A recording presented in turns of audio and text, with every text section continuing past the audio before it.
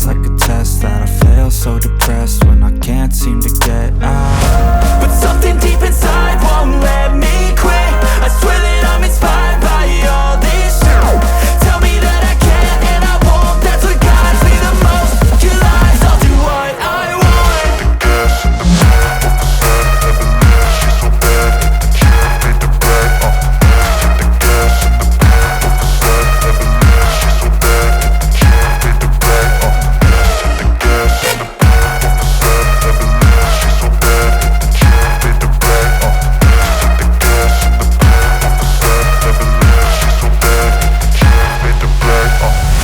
I'm inspired by thirst, I'm inspired by worth.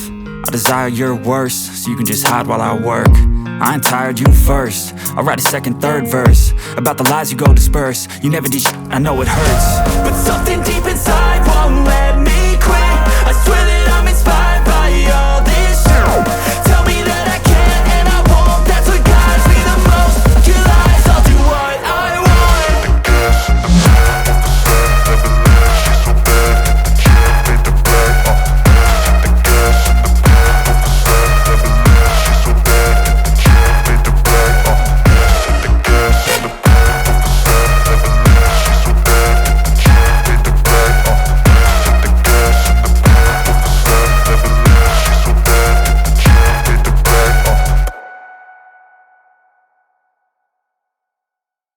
Next ಇದಾದ್ಮೇಲೆ 1 cup ಮೈದಾ add ಮಾಡ್ಕೊಳ್ಳೋಣ. ಸಹ 100 ಗ್ರಾಮ್ನಷ್ಟು ತಗೊಂಡಿದ್ದೀನಿ. ಮೈದಾನ ಸ್ವಲ್ಪ ಸ್ವಲ್ಪನೇ ಆ್ಯಡ್ ಮಾಡಿಕೊಂಡು ಮಿಕ್ಸ್ ಮಾಡ್ಕೊಳ್ಳಿ, ಇಲ್ಲ ಅಂದರೆ ಗಂಟಾಗಿ ಆಗ್ಬಿಡುತ್ತೆ. ಈಗ ಇದನ್ನು ಚೆನ್ನಾಗಿ ಕೈ ಬಿಡದೆ ಚೆನ್ನಾಗಿ ಮಿಕ್ಸ್ ಮಾಡ್ಕೊಳ್ಳಿ. ನಾನಿಲ್ಲಿ 5 ಮಿನಿಟ್ಸ್ ಅಷ್ಟೊತ್ತು ಮಿಕ್ಸ್ ಮಾಡ್ಕೊಂಡಿದ್ದೀನಿ. ಈ ಹನಿ ಕೇಕ್ ರೆಸಿಪಿ ಏನಿದೆ ಇದು ಪಕ್ಕಾ ಅಯ್ಯಂಗಾರ್ ಬೇಕರಿ ಸ್ಟೈಲ್ನಲ್ಲೇ ತೋರಿಸ್ಕೊಟ್ಟಿದ್ದೀನಿ. ನೋಡಿ, ಇದನ್ನ ಗಂಟಿಲ್ದೇನೆ ಚೆನ್ನಾಗಿ ಮಿಕ್ಸ್ ಮಾಡ್ಕೋಬೇಕಾಗುತ್ತೆ. ನೋಡಿ, ಚೆನ್ನಾಗಿ ಮಿಕ್ಸ್ ಆಗಿದೆ. ಈಗ ಇದಕ್ಕೆ 1 ಚಿಟಿಕೆ ಅಷ್ಟು ಬೇಕಿಂಗ್ ಸೋಡಾನ ಆ್ಯಡ್ ಮಾಡ್ಕೊಳ್ತಾ ಇದ್ದೀನಿ. ಬೇಕಿಂಗ್ ಸೋಡಾ ಅವೈಲೇಬಲ್ ಇಲ್ಲ ಅಂದರೆ ಈನೋ ಸಹ ಆ್ಯಡ್ ಮಾಡ್ಕೋಬೋದು. ಮತ್ತು ಇದಕ್ಕೆ ಬೇಕಿಂಗ್ ಪೌಡರು 1/4 ಟೀ ಸ್ಪೂನ್ ಅಷ್ಟು ಆ್ಯಡ್ ಮಾಡ್ಕೊಳ್ತಾ ಇದ್ದೀನಿ. ಎಲ್ಲ ದಿನಸಿ ಅಂಗಡಿನಲ್ಲೂ ಸಿಗುತ್ತೆ, ನೀವು ಬೈ ಮಾಡ್ಕೋಬಹುದು. ಈ ಬೇಕಿಂಗ್ ಪೌಡರ್ ಬೇಕಿಂಗ್ ಸೋಡಾ ಜಾಸ್ತಿ ಏನು ಕಾಸ್ಟ್ಲಿ ಇರೋದಿಲ್ಲ. ಈಗ ಇದಕ್ಕೆ 1 ಟೇಬಲ್ ಸ್ಪೂನ್ ಅಷ್ಟು ವಾಟರ್ ಆ್ಯಡ್ ಮಾಡ್ಕೊಳ್ತಾ ಇದ್ದೀನಿ. ಇದಕ್ಕೆ ನಾನು ವೆನಿಲಾ ಎಸೆನ್ಸ್ ಆ್ಯಡ್ ಮಾಡ್ಕೊಳ್ತಾ ಇದ್ದೀನಿ. ನಾನಿಲ್ಲಿ 2 to 3 ಡ್ರಾಪ್ನಷ್ಟು ಹಾಕ್ಕೊಂಡಿದ್ದೀನಿ. ಈಗ ನಾವು ಈ ವೆನಿಲಾ ಎಸೆನ್ಸಿನ ಏನಕ್ಕೆ ಆ್ಯಡ್ ಮಾಡ್ಕೊಳ್ಳೋದಂದರೆ ಎಗ್ ಸ್ಮೆಲ್ ಬರಬಾರ್ದು ಅಂತ. ನಾವಿಲ್ಲಿ ವೆನಿಲಾ ಎಸೆನ್ಸ್ ಹಾಕ್ಕೊಳ್ಳೋದ್ರಿಂದ ಒಳ್ಳೆ ಸ್ಮೆಲ್ಲು ಕೂಡ ಇರುತ್ತೆ. ಈಗ ಇದನ್ನೆಲ್ಲ ಚೆನ್ನಾಗಿ ಮಿಕ್ಸ್ ಮಾಡ್ಕೊಳ್ಳೋಣ. ಇವು 3 ಹಾಕೊಂಡ್ಮೇಲೆ ಜಾಸ್ತಿ ಏನು ಮಿಕ್ಸ್ ಮಾಡ್ಕೊಳ್ಳೋಕೆ ಹೋಗಬೇಡಿ. ಸೊ 1 ಮಿನಿಟು ಮಿಕ್ಸ್ ಮಾಡ್ಕೊಳ್ಳಿ ಸಾಕು. ಈಗ ಒಂದು ಕೇಕ್ ಮೋಲ್ಡ್ ತಗೊಂಡಿದ್ದೀನಿ. ಈಗ ನಾನು ಇಲ್ಲಿ ಬಟರ್ ಪೇಪರ್ ರೆಡಿ ಮಾಡಿ ಇಟ್ಕೊಂಡಿದ್ದೀನಿ. ಆಯಿಲ್ ಹಾಕಿ ಇದನ್ನ ಹಾಕ್ಕೊಳ್ಳೋಣ. ಅಕಸ್ಮಾತ್ ನಿಮ್ಮ ಹತ್ರ ಕೇಕ್ ಮೋಲ್ಡು ಇಲ್ಲ ಅಂತಂದರೆ ಸ್ಟೀಲ್ ಪಾತ್ರೆಯಲ್ಲೂ ಸಹ ಮಾಡ್ಕೋಬಹುದು. ಮೊದಲಿಗೆ ನಾವು ರೆಡಿ ಮಾಡಿ ಇಟ್ಕೊಂಡಿರೋಂಥ ಕೇಕ್ ಬ್ಯಾಟರ್ನ ಕೇಕ್ ಮೋಲ್ಡ್ಗೆ ಹಾಕ್ಕೊಳ್ಳೋಣ.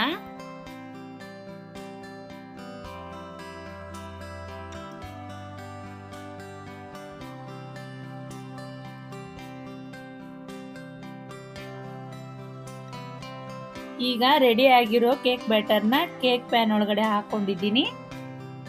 ಈಗ ಇದನ್ನ 2-3 ಸತಿ ಟ್ಯಾಪ್ ಮಾಡ್ಕೊಳ್ಳೋಣ.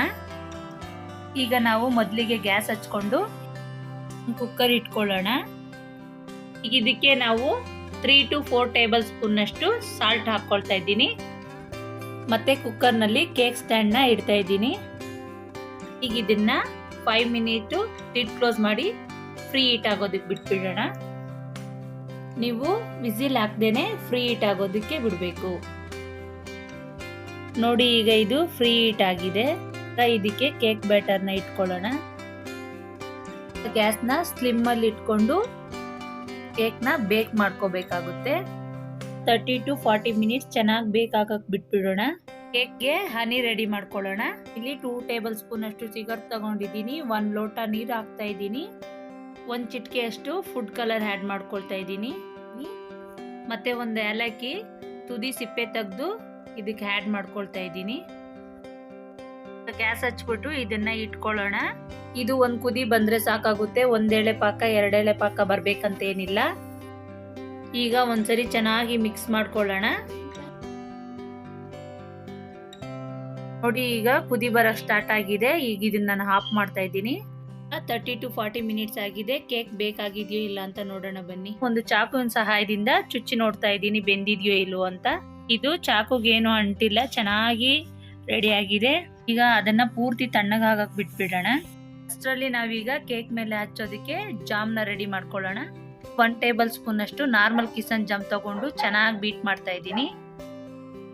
ಈಗ ಕೇಕ್ ಫುಲ್ ತಣ್ಣಗಾಗಿದೆ. ಇದನ್ನ ಓಪನ್ ಮಾಡ್ಕೊಳ್ಳೋಣ.